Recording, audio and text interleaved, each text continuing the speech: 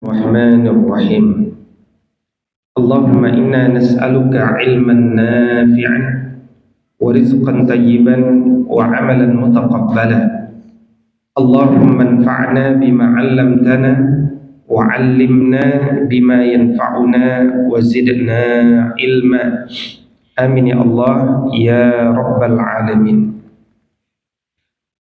Para perindu jannah yang ingin beramal dengan mendahului mendapatkan pemahaman melalui tadabbur Al-Quran yang Allah perintahkan. Uhayyikum jami'an bitahiyyatil islamil khalidah wa tahiyyatul islami salam. Assalamualaikum warahmatullahi wabarakatuh. Semoga kedamaian rahmat Allah berkahnya tercurahkan kepada sahabat semuanya. Alhamdulillah alladzi bi ni'matihi tatimmus shalihat.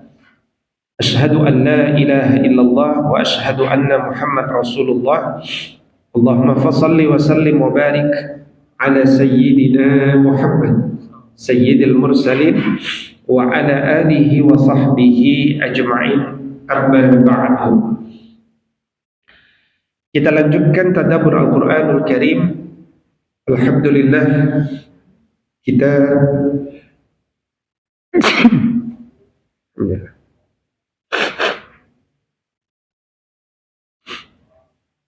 Alhamdulillah kita sudah masuk pada rubu' yang ke-39. Berarti sudah 39 bulan ya.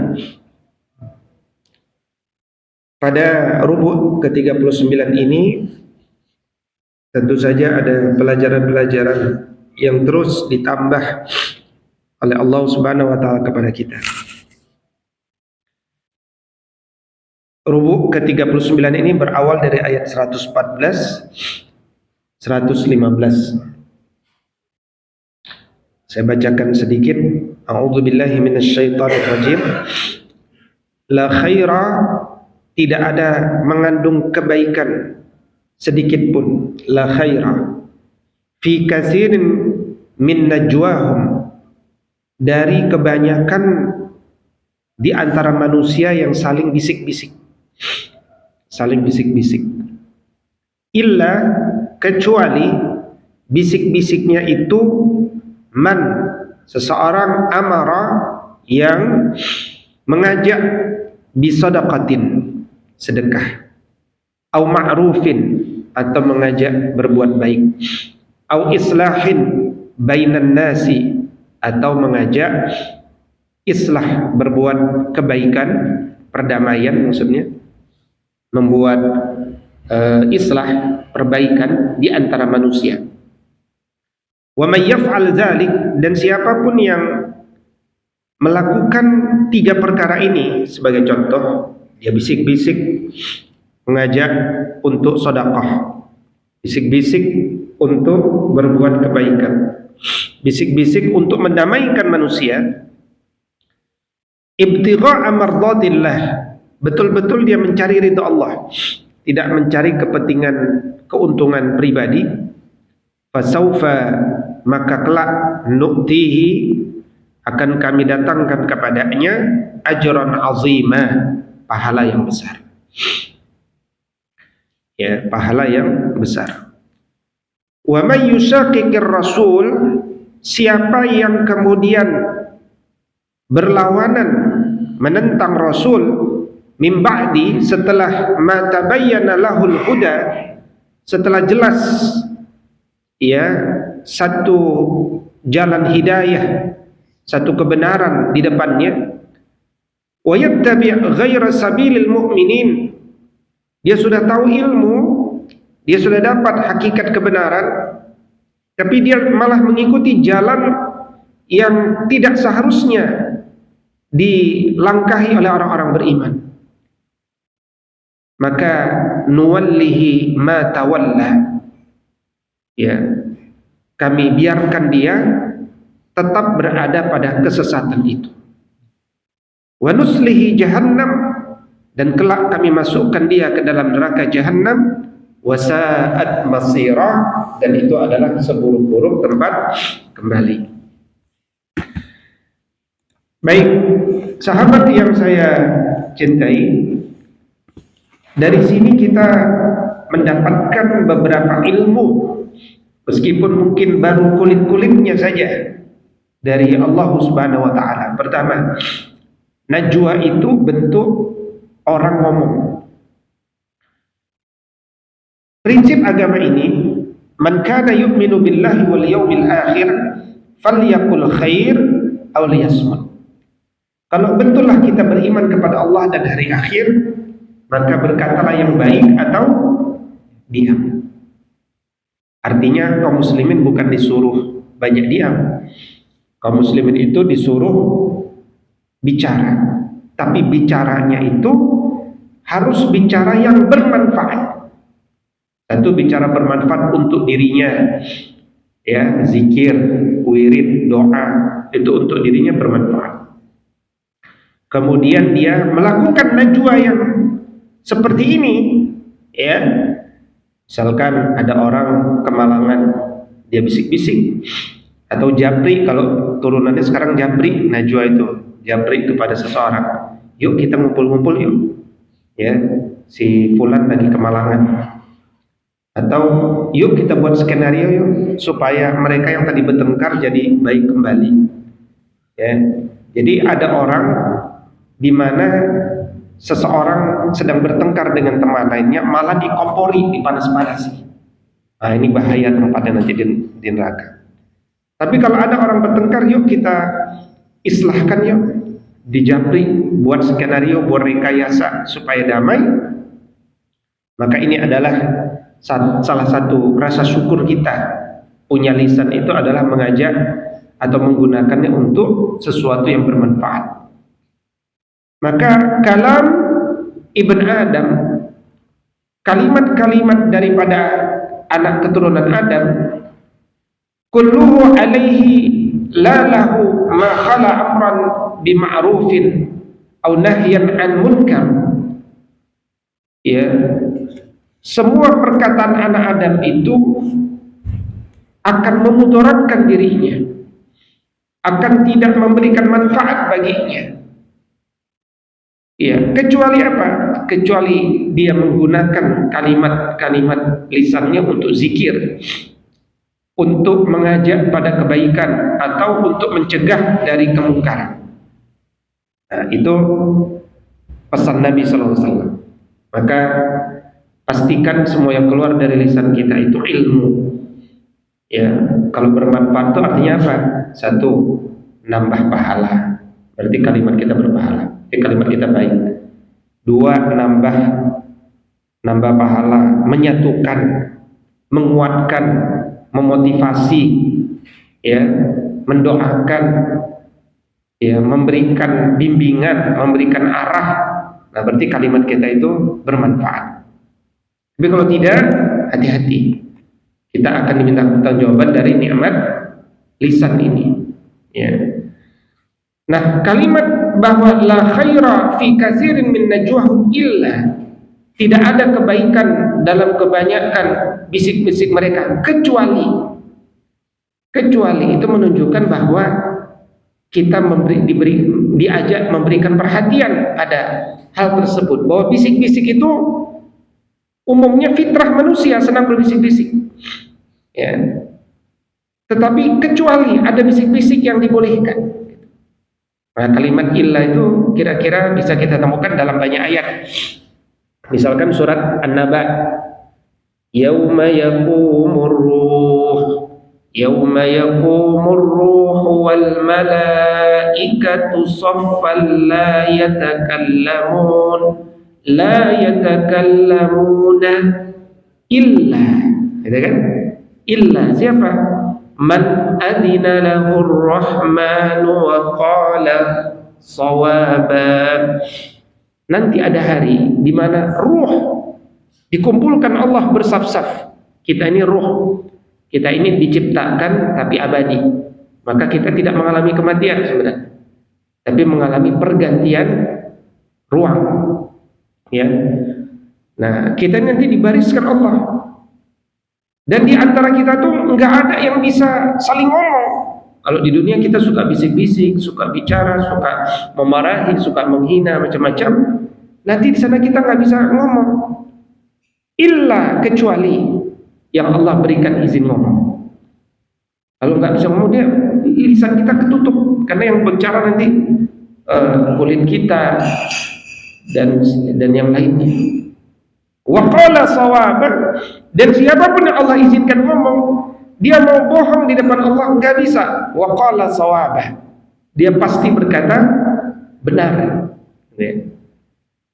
Maka suatu ketika terkait tentang bisik-bisik yang dibolehkan ini, Ummu Kalsum bin Uqbah, ya, Ummu Kalsum binti Uqbah, beliau pernah mendengar Nabi Muhammad SAW memberikan rukhsah, memberikan keringanan kepada manusia yang bicara tidak benar, tapi untuk tujuan yang baik dalam 3 perkara itu. Apa itu? 1, di dalam peperangan. Kalau kita sedang berperang dengan musuh, ya, kita nggak boleh jujur sama musuh, ya kan? Di mana tempat persenjataanmu? Ah, di sana. Nah, itu kita nggak boleh jujur. Nah, itu ada rukhsah. Kemudian membuat perdamaian di antara manusia. Kata Nabi, kalau kita ingin mendamaikan manusia, boleh bohong-bohong dikit, supaya minimal terjadi persatu. Misal apa? Wah, si fulan itu udah rindu lah sama kamu. Dia nggak nyaman lama-lama, sudah 4 hari bicara nggak ngomong sama kamu. Dia pengen tuh sebenarnya. Nah, itu kan berarti kita bohong gitu. Tapi tujuannya adalah supaya muncul perasaan, oh, dia ternyata di depan saya doang pura-pura marah, gitu kan. Ternyata dia rindu, padahal memang nggak rindu juga, gitu kan. Tapi dibuat begitu. Nah, itu rukhsah namanya. Atau ngomongnya suami kepada istri, atau ngomongnya istri kepada suami, ya, misalkan masalah makanan atau masalah hal-hal yang lainnya yang kira-kira membahagiakan pasangan, itu ada rukhsah di sana, ya, ada rukhsah. Maka ketika Nabi SAW dulu pernah ditanya oleh Abu Ayyub, ya, radhiyallahu taala anhu, bukan Rasul ditanya, Rasulullah nanya kepada Abu Ayyub radhiyallahu taala anhu, wahai Abu Ayyub, hal adullukum ala tijarah, maukah aku tunjukkan engkau pada satu bentuk perdagangan akhirat, ya. Kata Abu Ayyub, ya tentu ya Rasulullah, aku mau. Kata Rasulullah, kalau engkau hidup berusaha mendamaikan manusia, kalau mereka saling bertengkar, saling merusak, mendekatkan di antara manusia ketika di antara mereka saling menjauh, itu Anda untungnya besar banget di akhiratnya Allah. Kira-kira begitu katanya. Makanya dari sini kita belajar apa? Kalau kita nggak bisa mendamaikan orang, ya jangan sampai kita malah memecah belah orang. Kalau kita nggak bisa mendamaikan orang, minimal kita membantu mendoakan orang, kan gitu. Jadi pelajarannya apa? Bisikan atau najwa yang baik adalah jika dalam konteks merencanakan kebaikan seperti sedekah, amal ma'ruf atau perdamaian. Yang kedua, di garis bawahi Allah mengatakan wa may yaf'al zalika ibtigha'a mardatillah. Ya, betul-betul kita itu melakukan sesuatu mencari ridha Allah, jangan mencari yang sifatnya dunia, itu rendah, kecil, tapi selalu mencari ridha Allah. Nah, yang ketiga, pelajaran ketiga ini diambil dari ayat 115, ya. Jadi, wa may yushaqiqir rasul min ba'di ma tabayyana lahul huda wa yattabi' ghaira sabilil mu'minin nuwallihi ma tawalla. Nuwallihi ma tawalla, ini artinya dibiarkan kita itu berada dalam kesesatan. Kita nggak tahu kalau itu salah, dibiarkan sama Allah. Nah, bahasa agamanya itu apa? Istidraj. Ya, maka hati-hati kita dengan istidraj dalam kehidupan. Kita ini hidup tidak boleh ada perasaan comfort zone, itu bahaya. Misalkan kita sejak muda sampai sekarang rezeki kita kok lancar-lancar aja gitu kan. Terus kita bilang, "Oh, saya alhamdulillah selama hidup mudah-mudah saja. Mudah-mudah saja." Ya, memang kayaknya saya ini orang soleh gitu ya kan. Nah, itu hati-hati, belum tentu. Kalau kita punya perasaan seperti itu bahaya. Karena kaum muslimin itu selalu dia punya perasaan tiga dalam hidupnya. Was-was itu selalu dibangun dari tiga itu. Antara roja, khauf, dan hub. Dia berharap, dia takut, dengan dia cinta. Ya, kata Imam Syafi'i dulu, kalau Anda hidupnya mudah-mudah saja, coba perhatikan, dulu pernah maksiat nggak, gitu kan? Nah, sebenarnya Anda dimudahkan, kelihatan mudah-mudah saja itu karena dibiarkan Allah saja diberikan segala sesuatu yang engkau sukai di dunia ini. Ya, tapi nanti di akhirat kau nggak dapat apa-apa lagi. Gitu. Habis semua yang diberikan di dunia ini. Nah, jadi hati-hati. Jadi jangan memastikan untuk diri kita. Hati-hati dengan istidlal dalam kehidupan. Termasuk ini ayat ini menegaskan, ya, mereka yang menentang Rasul, nuwallihi ma tawalla. Allah biarkan dia berada dalam kesesatan. Dia nggak tahu bahwa dia berada dalam kesesatan. Wal iyadu billah. Baik. Berikutnya pada potongan ayat 116 sampai ayat 122, Allah Subhanahu wa taala memberikan satu ini rangkaian ayat ini. Pesannya adalah pesan supaya kita ini mensyukuri nikmat Allah dan kemudian akhirnya tidak menduakan Allah. Dalam satu kalimat hikmah disebutkan, man arafa nafsahu faqad arafa rabbahu. Siapa yang dia mengenal dirinya, dia akan kenal Rabbnya. Kalau kita melihat diri kita, mungkin diri kita anggap kurang cantik, kurang ganteng, kurang lah. Tapi kita akan menemukan ada kebesaran Allah Subhanahu wa taala di sana. Akan menemukan rahasia, ada takdir Allah di balik rencananya. Ada sesuatu hikmah yang besar di balik semua skenario Allah dalam kehidupan untuk diri kita. Karena itu, bersyukurlah pada apa yang kita miliki dan jangan pernah menduakan Allah. Kira-kira pelajaran ini. Makanya ayat ini atau potongan ayat-ayat ini Allah mengawali dengan kalimat hati-hati dengan syirik.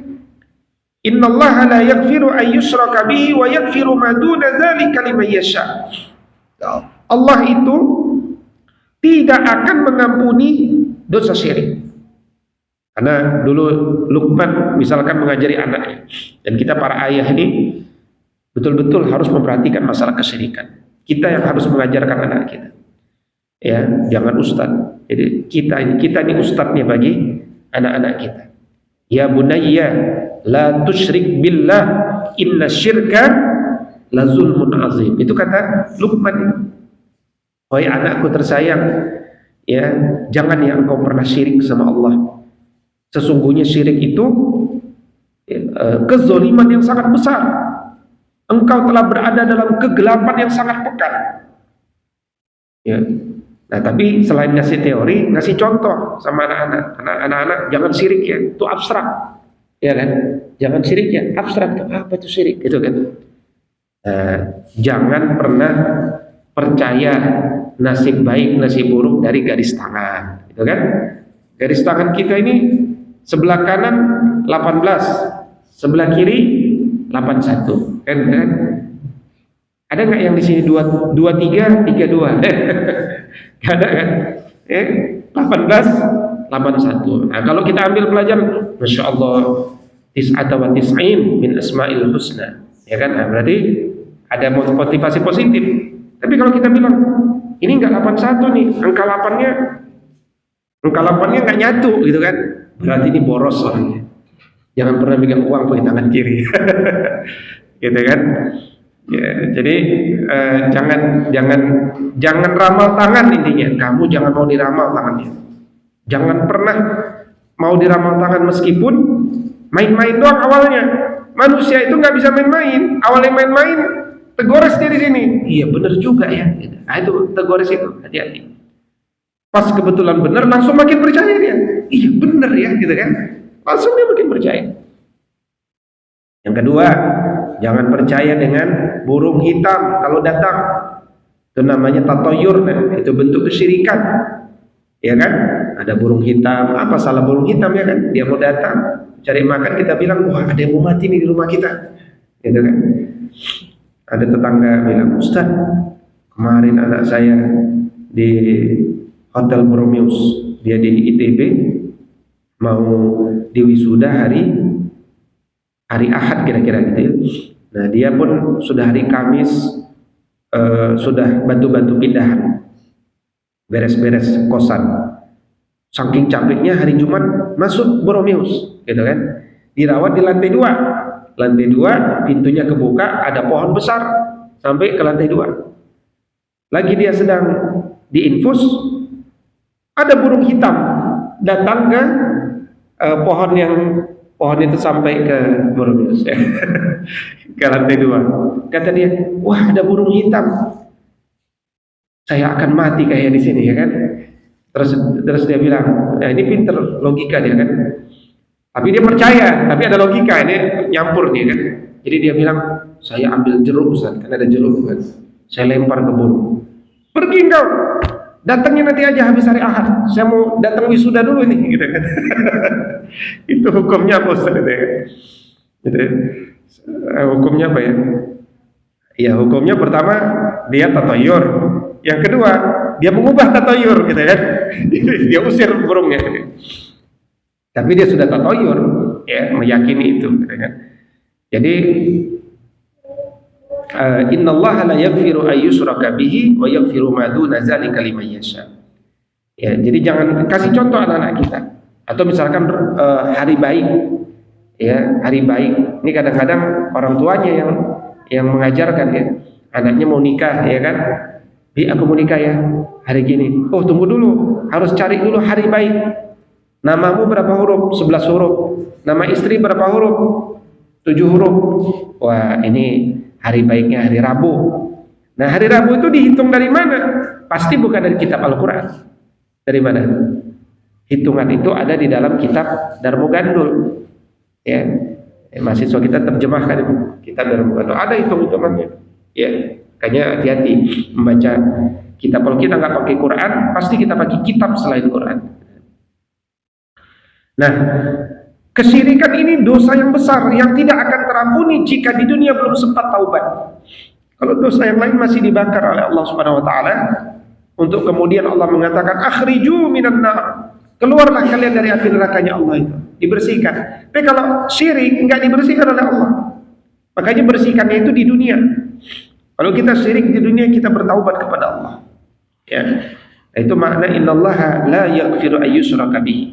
Kalau dia bertobat kepada Allah, Allah akan ampuni insyaallah. Kalau dia wafat dalam kondisi kesyirikan, nah ini. Jangankan melakukan kesyirikan, datang saja melangkah ke dukun, ya, kecuali dukun beranak ya. Datang kita ke dukun, itu 40 tidak diterima amal ibadah kita. 40 apa itu? Mudah-mudahan 40 hari gitu kan. Kalau 40 tahun, ya, seumur hidup kita itu. Ya, 40 hari mudah-mudahan tidak 40 hari tidak diterima ya amal ibadah kita itu.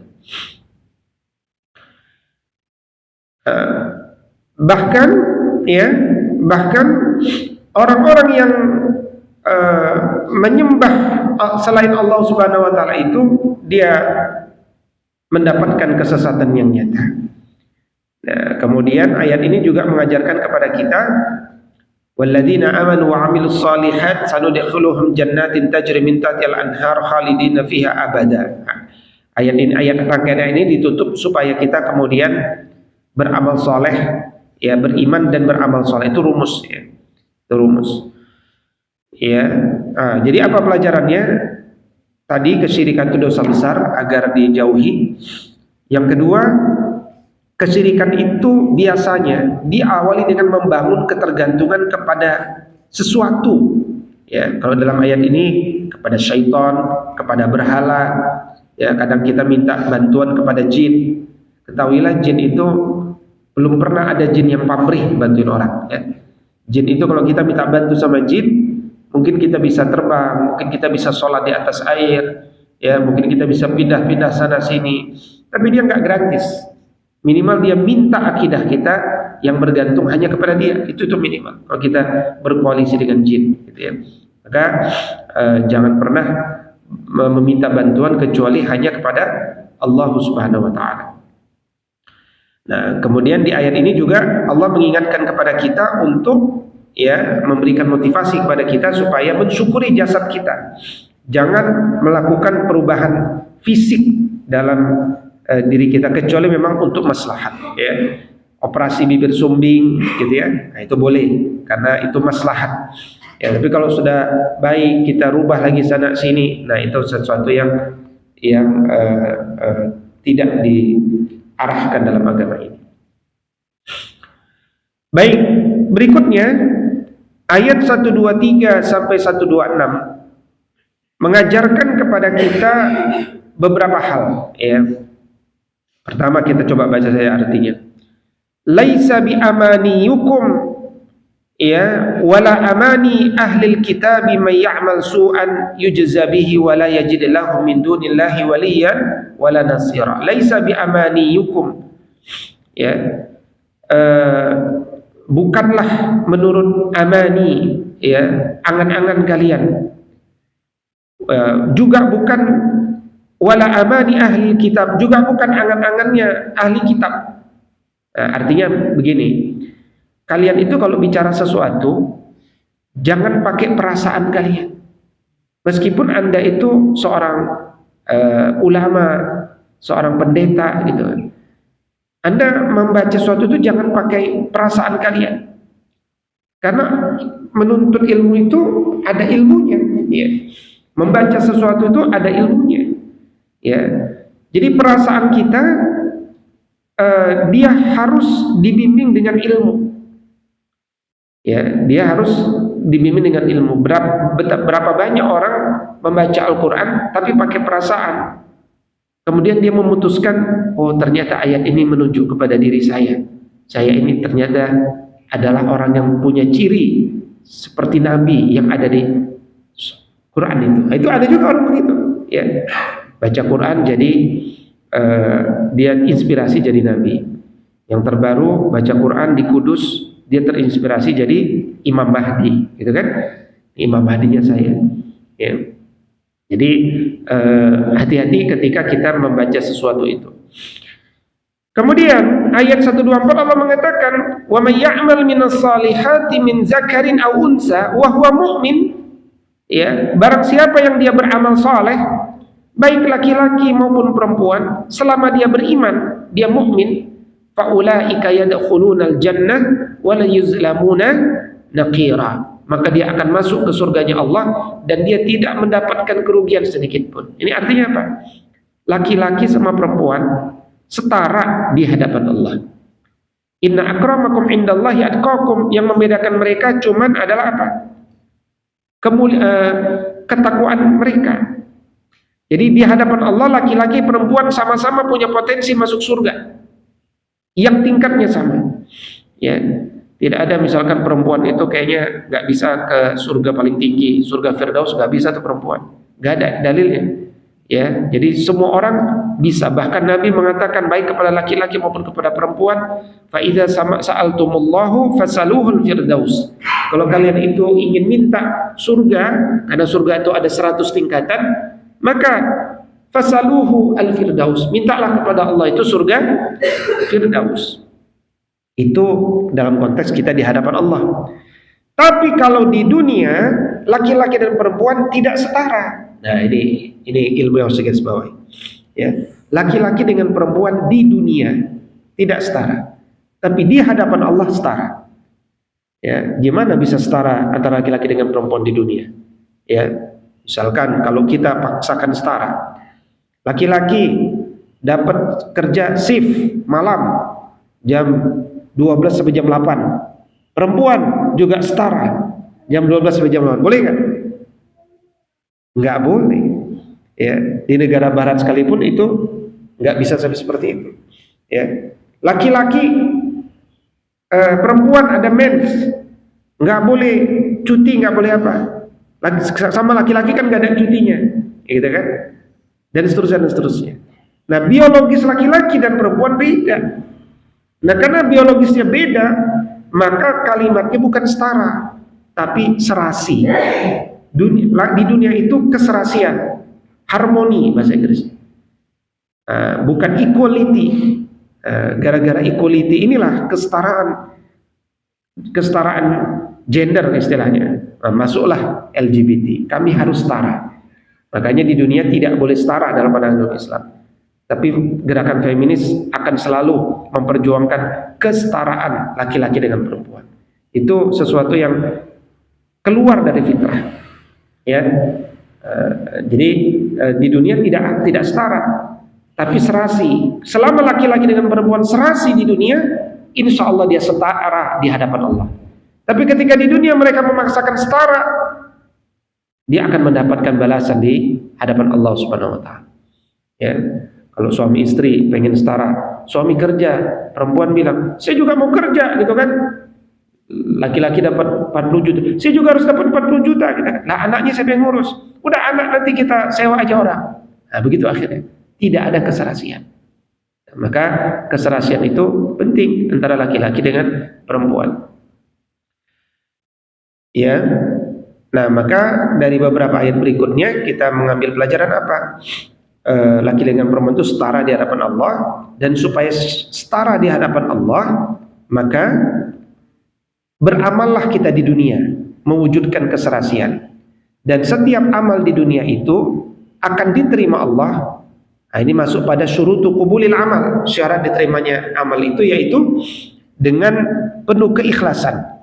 Wa man ahsanu dinan mimman aslama wajhahu lillahi wa huwa muhsin. Ya, wa man ahsanu dinan mimman aslama wajhahu lillahi. Ini salah satu kalimat keikhlasan. Dia betul-betul memperbagus agamanya, memasarkan dirinya ya kepada Allah Subhanahu wa taala. Wa huwa muhsin, dan dia adalah muhsin. Muhsin itu adalah seorang yang ihsan. Ihsan itu artinya, kata Syekh Muhammad Hakim Al-Atas, excellent, terbaik. Innallaha katabal ihsana ala kulli syai'. Allah itu mewajibkan setiap mukmin kalau melakukan sesuatu excellent. Excellent itu beyond the extra man, above average, ya, out of the box. Ya, nah itu ihsan, excellent. Jadi kita ini kalau melakukan sesuatu itu jangan sekedar baik. Itu biasa, semua orang juga baik. Tapi yang terbaik, nah yang terbaik itu ihsan. Kalau belum terbaik itu belum ihsan.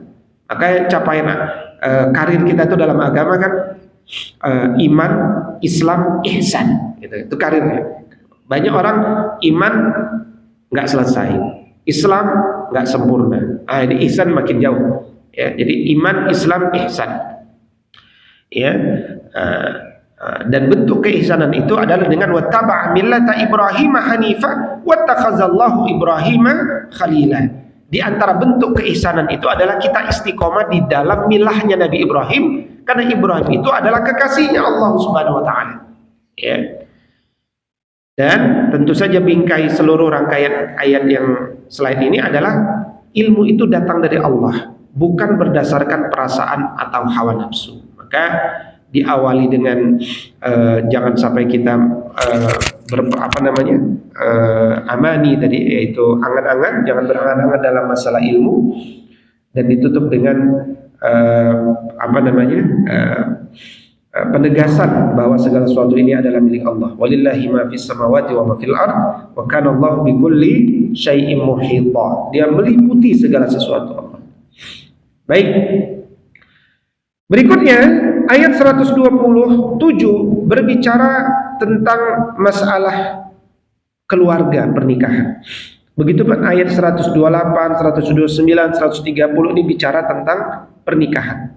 Tapi ayat 127 dipisahkan. Kenapa?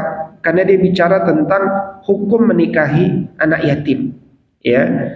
Jadi wa yastaftunaka fin nisa, mereka minta fatwa kepadamu tentang masalah perempuan.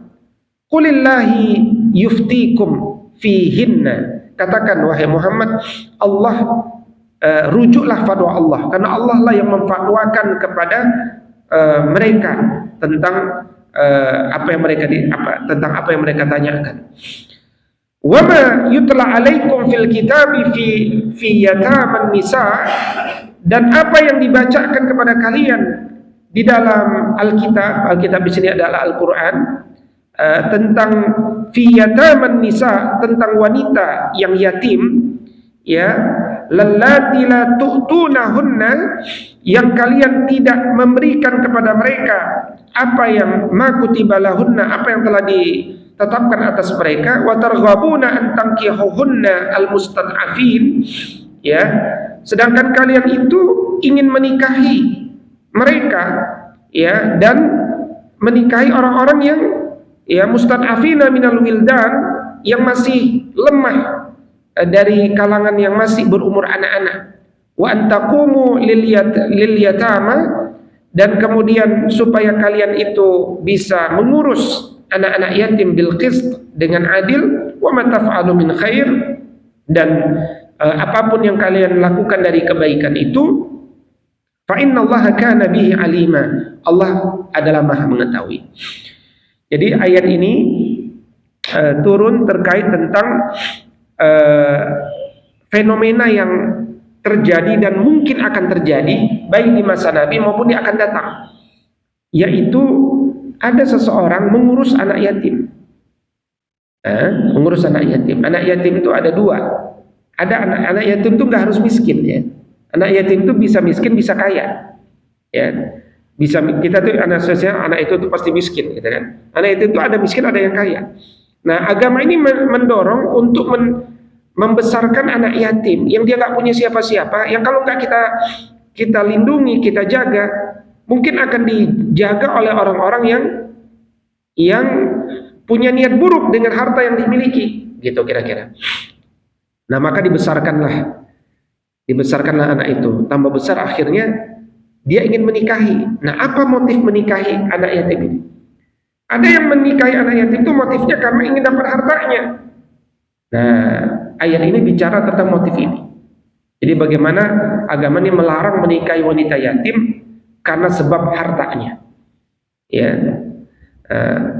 sebab hartanya. Sehingga kalaupun dia tidak bisa menikahi anak yatim itu, muncul juga fenomena di masa itu, yaitu anak yatim yang sudah dia besarkan itu enggak diizinkan nikah dengan laki-laki yang lain.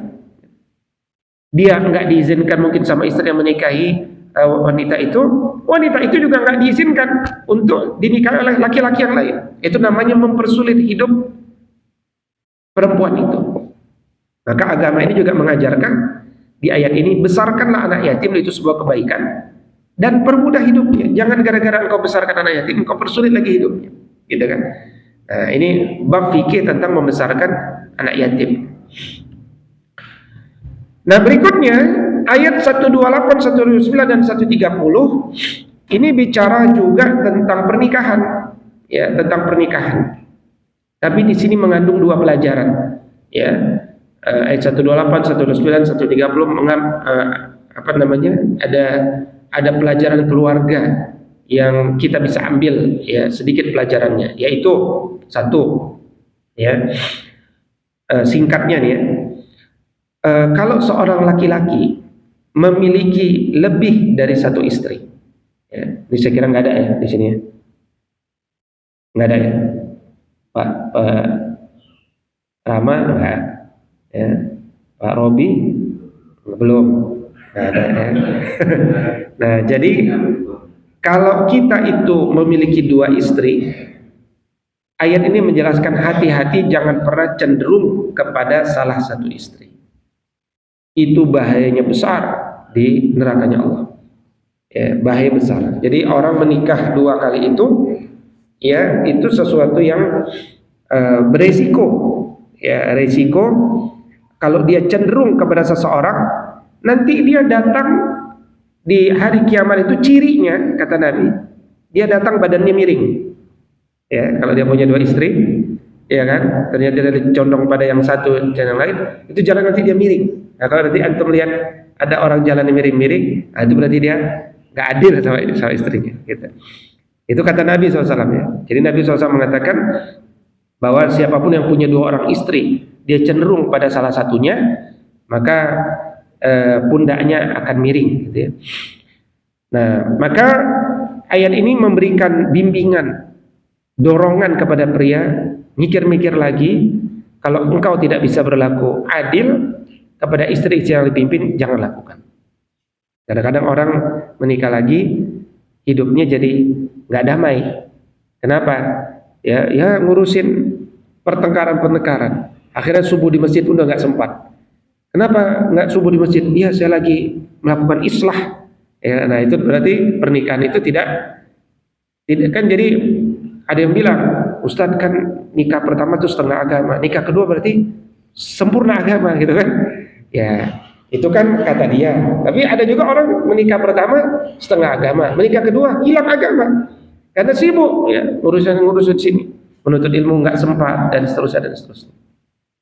Makanya doa kita di dalam Al-Quran itu kan, ya Allah tambahkan saya apa? Rabbana zidna apa? Ilma, ya kan? Ada nggak Rabbana zidna zauja? Nggak ada. Karena orang kalau nambah istri, umumnya jadi nggak pernah datang ke majelis ilmu, karena sibuk, ya sibuk masalah giliran, sibuk masalah ini gitu kan. Jadi kalau orang menuntut ilmu, bahkan dia nggak sempat nikah, nah itu ada. Ya misalkan Imam An-Nawawi rahimahullah, ya kan, gara-gara menuntut ilmu nggak sempat nikah. Gitu. Tapi sebaliknya ada yang nikah nggak sempat menuntut ilmu. Nah kita ini berada di tengah-tengah. Tapi Imam Nawawi bukan dia tidak mau nikah, memang tugas di masanya untuk ilmu itu memang Allah takdirkan memang sangat dibutuhkan. Dan terbukti karya Imam Nawawi itu meskipun umurnya hanya 42 tahun, Masya Allah besar sekali dampaknya bagi seluruh umat, ya bukan hanya dalam mazhab Syafi'i, tapi dalam seluruh mazhab menggunakan kitab-kitab beliau. Nah sebaliknya, kalau ada seorang wanita, ya kan, dia satu di antara dua wanita yang dimiliki oleh suaminya, gitu kan? Nah, ini kisahnya di antara yang diangkat adalah kisah Saudah. Saudah itu pada usia yang sangat lanjut, ya karena lebih tua Saudah daripada Nabi SAW. Saudah itu memiliki kelemahan, ya makanya kan pernikahan itu seksualitas. Ketika seksualitas itu tidak mungkin terjadi, sangat boleh jadi perceraian dilakukan gitu. Nah Saudah itu berpikir rugi kalau dicerai Nabi SAW, kira-kira begitu. Padahal Nabi juga nggak pernah ada niatan mencerai siapapun kan. Tapi rugi kalau dicerai Nabi. Dia pengen tetap jadi istri. Tapi juga dia nggak bisa, ya bukan tidak bisa, ya dia merasa sudahlah, hari saya kasih saja sama Aisyah gitu. Jadi ya Rasulullah, giliranku engkau nggak usah ke tempatku, ke tempat Aisyah aja 2 hari. Jadi